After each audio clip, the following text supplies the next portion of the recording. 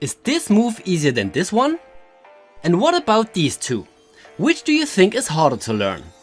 Well, in this video we are taking a look at 8 calisthenics exercises and find out if they are really as hard or as easy as they look. First is the typewriter pull-up. This move looks very advanced at first sight, but you can actually learn it pretty quickly. In fact, I've seen people that could only do 2 regular pull-ups and were able to do the typewriter on their first tries. However, how easy or hard the typewriter feels is also dependent on the equipment you use.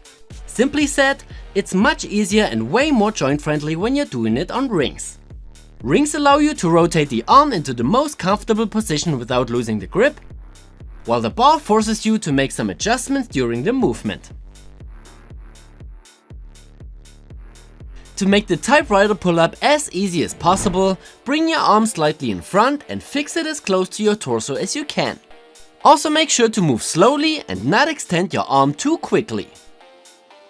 Of course, we also included the typewriter pull-up, along with many other exercises and skills, in our complete calisthenics programs you can get at calimove.com. Our programs are designed as day-by-day online courses you can follow easily. So no matter if you are a beginner or already pretty advanced, just pick the right program for your individual level and needs and you're ready to make some serious progress. The elbow lever also looks a bit harder than it really is, because this exercise is actually easier than a bent arm planche, a tuck planche, and even a planche lean. The reason for this is that you support yourself on your elbows instead of holding your body weight with raw strength. Just think of it as a balance scale. Your arms act as the stand, while your upper and lower body act as 2 load trays. However, you still need some basic strength and also balance to be able to do it. If you want to try this move, start with your feet on the ground and lean yourself forward until you find the right center of gravity. Another way to get more comfortable with this position is by trying it on a bench, a box, or maybe a table. In this way you have more room to vary and adjust the position of your body and your legs a bit more. Also make sure to find the most comfortable hand placement. Some prefer it with fingers pointing to the side, while others feel more comfortable with fingers pointing to the feet. If none of these adjustments work, you can also use parallettes or push-up handles to make the elbow lever a bit more wrist-friendly. Next we're taking a look at the one-handed pull-up. This exercise also looks kinda impressive, but is miles away from the real one-arm pull-up because you can still use most of the strength from the arm that grabs the wrist.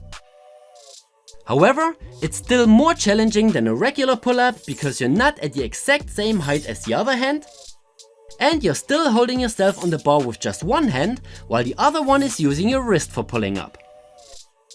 All these points make this exercise not easy, but in terms of strength, still way easier than a real one-arm pull-up.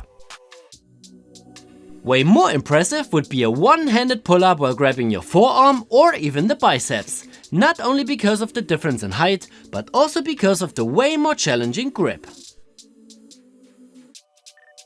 The back lever is also easier than it looks, but still not easy at all.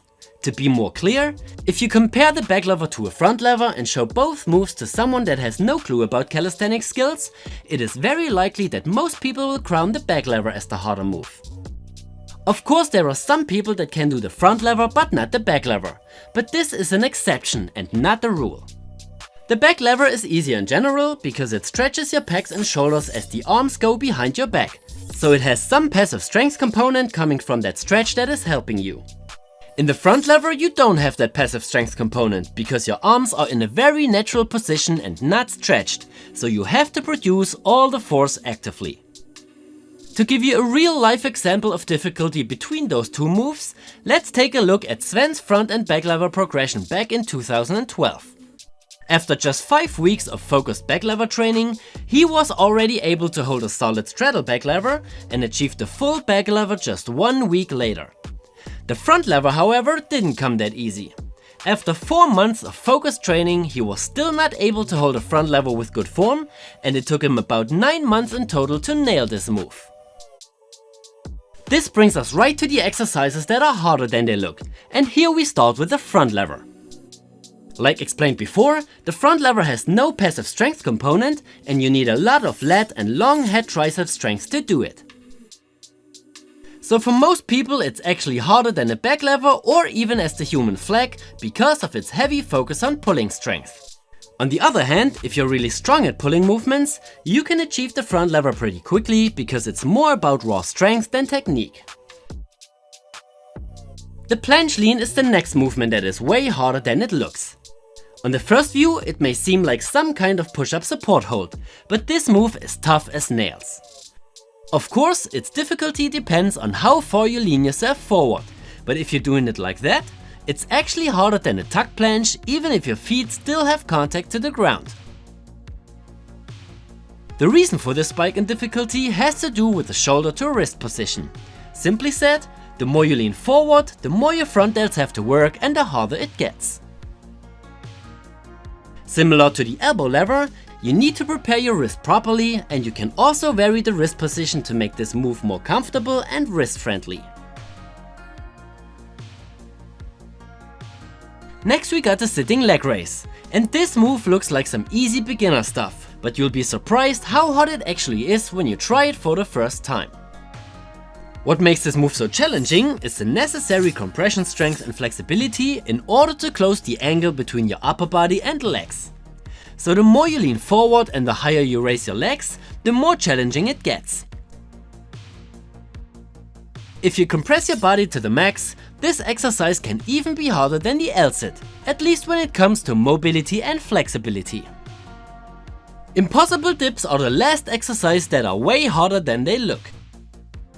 Of course you can already tell its difficulty by its name, but if you're not that familiar with calisthenics or biomechanics, it simply doesn't look that impressive. The impossible dip is so hard because it's basically a triceps extension with your own body weight. In other words, you don't use your chest or shoulders like in a regular dip. Also don't make the mistake of comparing it with elbow or Russian dips because they are way easier.